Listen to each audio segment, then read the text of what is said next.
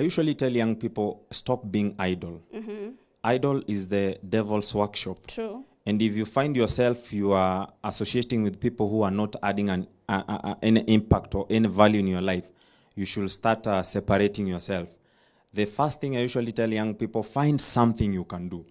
Don't be idle. There are some people will find sleeping from morning to evening. Wako tu kwa kitanda, wako TikTok, wanaangalia chai za TikTok, wanaangalia tu gossip. By the way, wako tu kwa social media tu. Hakuna kitu wana add kwa social media, but they are listening to things that are ruining their mind. So I usually tell young people, make sure that you are not idle. Find something you can do.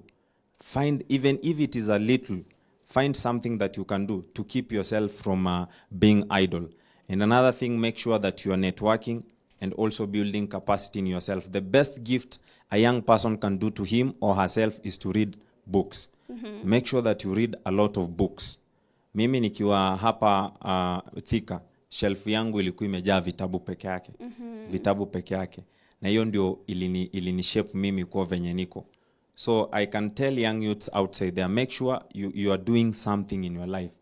Leo hii tuko na a lot of AI trainings zenye zinaendelea. You can go and train yourself about AI. For example, now I have an institute. I'm a director of Sauti ya Dhahabu Voices Training Institute, a school that is running inaendelea sasa hivi. And we have some students wenye tunafunza. And young people are learning skills such as networking, digital marketing, personal branding. Young people are learning skills such as public speaking. Unakuja pale tunakufunza venye unaweza fanya voicing. How do you raise your voice and lower your voice? So if you are a young person, make sure you're not idle. Okay, where do we find Sauti ya Dhahabu? You didn't even tell us actually where it is located. We are at Roysambu. Tunakuanga na place hapo, usually meet at TRM Mall.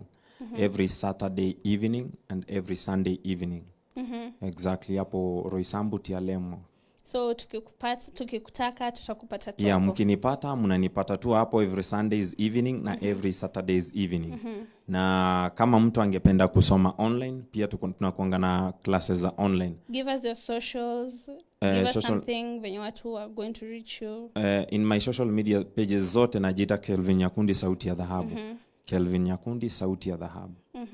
Every social media That's page. how we are going to reach you. Exactly.